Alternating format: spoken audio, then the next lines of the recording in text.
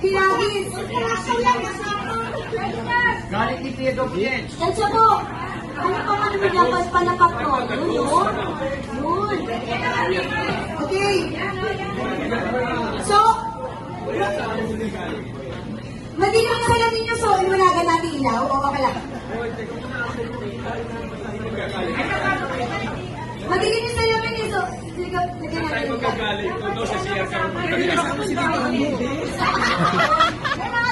Parehas kung walang ano yung kaliwa pa. Ayan.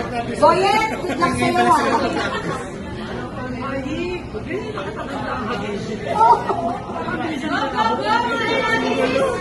Ito po na yung meeting, Diyos ko Lord.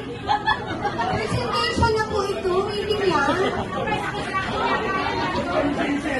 Marami tao na tao. Dito ka po na ha.